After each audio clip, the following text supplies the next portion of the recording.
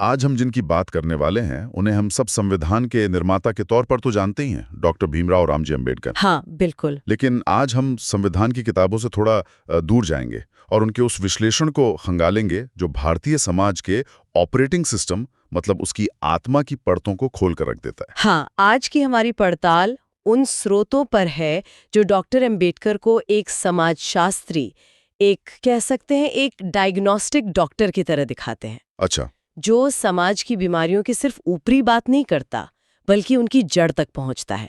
तो हम 3 बड़े हिस्सों में से देखेंगे। ठीक है। पहला, जाति व्यवस्था का वो मैकेनिज्म जिसे उन्होंने उजागर किया।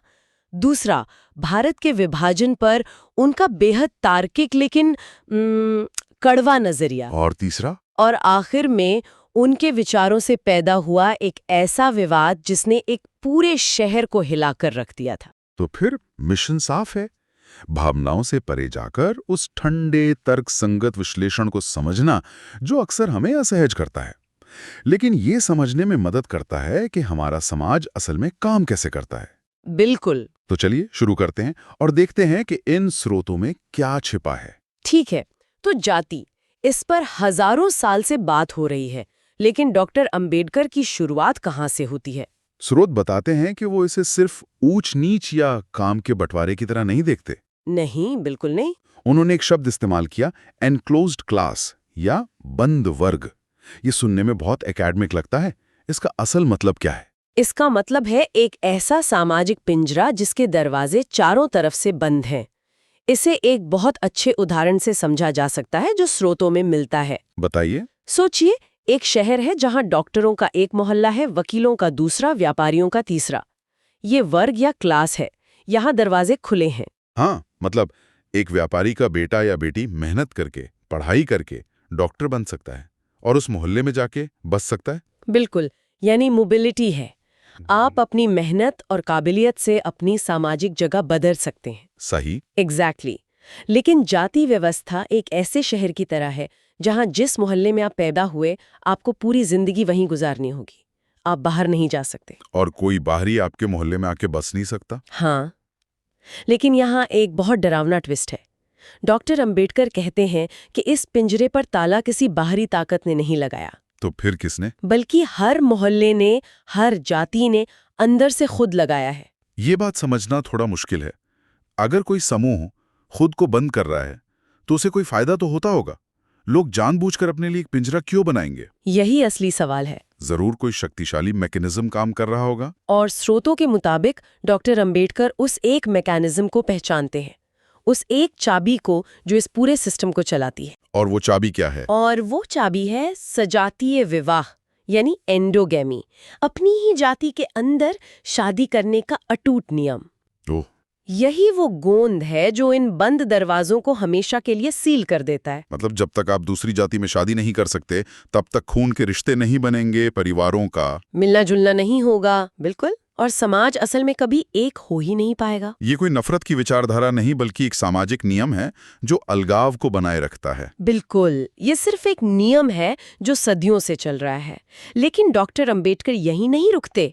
एक सच्चे सिस्टम्स थिंकर की तरह वो पूछते हैं, इस नियम को लागू करने में क्या दिक्कतें आती होंगी? हाँ, ये तो है। और यहीं से कहानी और गहरी और भयानक होती जाती है। हाँ, क्योंकि किसी भी समूह में शादी के लायक लड़के और लड़कियों की संख्या कभी भी बिल्कुल बराबर तो नहीं हो सकती। कभी नहीं। हमेशा कुछ लोग अतिरिक्त या सरप्लस बच जाते होंगे। तो उनका क्या होता था? ये सिस्टम उन्हें कैसे हैंडल करता था? और इसी सवाल के जवाब में डॉक्टर अंबेडकर भारतीय समाज के कुछ सबसे काले सच को उजागर करते हैं। पहले बात करते हैं अतिरिक्त औरत की। ठीक है। अगर किसी जाति में औरतें ज्यादा हैं और आदमी कम, तो इन औरतों की शादी जाति से बाहर होने का खतरा है, जिससे नियम टूट जाएगा। सही। इस समस्या को हल करने के लिए 2 बेहद क्रूर प्रथाओं का जन्म हुआ। कौन सी 2 प्रथाएं? पहली, सती प्रथा। इसका एक मुख्य कारण था विधवा को दोबारा शादी के बाजार में आने से ही रोक देना। मतलब अगर उसका पति मर गया तो उसे भी साथ में जिंदा जला दो। न वो रहेगी, न जाति का नियम तोड़ने का खतरा रहेगा। समस्या जड़ से खत्म। 1 मिनट, ये तो बहुत ही चौंकाने वाली बात है। मतलब सती प्रथा सिर्फ कोई धार्मिक या सांस्कृतिक रूढ़ी नहीं थी, बल्कि ये जाति व्यवस्था के गणित को बनाए रखने के लिए एक सोचा समझा क्रूर समाधान था। हाँ, ये विश्लेषण तो यही कहता है। ये तो पूरे नजरिए को ही बदल देता है। हाँ, ये एक फंक्शनल समाधान था, चाहे कितना भी अमानवीय क्यों न हो। और अगर किसी वजह से सती नहीं किया गया तो दूसरा तरीका था। क्या? जबरदस्त विधवापन। विधवा के बाल मुंडवा दो, उसे सादे कपड़े पहनाओ, उसे हर खुशी और सामाजिक समारोह से दूर रखो, उसे एक जीती जागती लाश बना दो। तक मकसद ये था कि कोई भी पुरुष उससे शादी करने के बारे में सोचे भी ना। वो समाज का हिस्सा होकर भी समाज से बाहर हो जाती थी। ये तो सच में डरावना है। ये सिस्टम खुद को बनाए रखने के लिए अपने ही लोगों को, खासकर औरतों को, किस हद तक प्रताड़ित कर सकता है। बिल्कुल। अच्छा, ये तो हुई अतिरिक्त औरत की बात। अगर मर्द ज्यादा हुए तो अतिरिक्त मर्द की समस्या का क्या समाधान था? उसके लिए समाधान था बाल विवाह। बाल विवाह कैसे? अगर जाति में कोई मर्द कुंवारा रह गया तो वो दूसरी जाति की औरत से शादी करके नियम तोड़ सकता है। इस खतरे को टालने के लिए समाज ने नन्ही बच्चियों की शादी उम्र में कई गुना बड़े मर्दों से करनी शुरू कर दी। ओह, ताकि कोई भी मर्द कुंवारा ना बचे। हाँ, और जाति की लक्ष्मण रेखा को न लांघे। डॉक्टर अंबेडकर का विश्लेषण यही कहता है कि ये कुरीतियां, सती, विधवापन, बाल विवाह अचानक आसमान से नहीं टपकी। ये जाति के इस बंद पिंजरे को बनाए रखने के लिए सोचे समझे इंजीनियर्ड सॉल्यूशंस थे। और इसकी सबसे बड़ी कीमत औरतों को चुकानी पड़ी। हमेशा। तो फिर ये सिस्टम, ये पिंजरे बनाने का सिलसिला शुरू कहाँ से हुआ? क्या सारी जातियां एक साथ एक ही दिन बन गई? ये तो मुमकिन नहीं लगता। बिल्कुल नहीं। डॉक्टर अंबेडकर का विश्लेषण कहता है कि ये प्रक्रिया ऊपर से नीचे की ओर आई। ऊपर से नीचे मतलब? ये पुजारी वर्ग यानी ब्राह्मणों से शुरू हुई। अपनी खास और ऊंची सामाजिक स्थिति को हमेशा के लिए बनाए रखने के लिए उन्होंने सबसे पहले खुद को एक इनक्लोज्ड क्लास बनाया। अच्छा, तो शुरुआत उन्होंने की। हाँ, उन्होंने सबसे पहले अपने समूह पर सजातीय विवाह का नियम सख्ती से लागू किया ताकि वे बाकी समाज से अलग और श्रेष्ठ बने रहें। एक तरह से अपनी सामाजिक सत्ता को हमेशा के लिए सुरक्षित करने का ये एक तरीका था। उन्होंने अपने चारों ओर एक दीवार खड़ी कर ली। बिल्कुल। और बाकी जातियों ने क्या किया? क्या उन्होंने इसका विरोध किया? नहीं, उन्होंने उनकी नकल की। समाज में एक बहुत आम प्रवृत्ति होती है सबसे ऊपर वाले या सबसे सम्मानित समूह की नकल करने की। हाँ, ये तो है। जब बाकी वर्गों जैसे क्षत्रियों और वैश्यों ने देखा कि ब्राह्मणों ने खुद को बंद करके समाज में सर्वोच्च स्थान हासिल कर लिया है, तो उन्हें लगा कि सम्मान पाने का यही तरीका है। तो उन्होंने भी अपने अपने समूहों के दरवाजे से बंद करने शुरू कर दिए। हाँ, बिल्कुल। तो ये एक तरह का सामाजिक संक्रमण था, जैसे एक फैशन ट्रेंड फैलता है। एक ने किया, उसे देखकर दूसरे ने, फिर तीसरे ने। बिल्कुल। डॉक्टर अंबेडकर इसे एक बहुत दिलचस्प नाम देते हैं, संस्कृति का संक्रमण या infection of imitation. Infection of imitation. हाँ, ये एक बीमारी की तरह एक से दूसरे में फैलती गई, जब तक कि पूरा का पूरा समाज हजारों छोटे छोटे बंद कमरों यानी जातियों में बट नहीं गया। एक ने दरवाजा बंद किया और उसे देखकर बाकी सब ने भी अपने अपने दरवाजे बंद करने शुरू कर दिए, इस उम्मीद में कि उन्हें भी वैसा ही सम्मान मिलेगा। लेकिन एक और थ्योरी है जो हम अक्सर सुनते हैं कि जाति व्यवस्था नस्ल पर आधारित है। हाँ, आर्यों वाली थ्योरी। कि आर्य बाहर से आए, वे गोरे थे और उन्होंने यहाँ के मूल निवासियों, जो शायद सांवले थे, पर यह व्यवस्था थोप दी। इस नस्लीय सिद्धांत पर डॉक्टर अंबेडकर का क्या विचार था? उन्होंने इस नस्लीय सिद्धांत को पूरी तरह से वैज्ञानिक तर्कों के साथ खारिज कर दिया। अच्छा। उनका तर्क बहुत सीधा और शक्तिशाली था।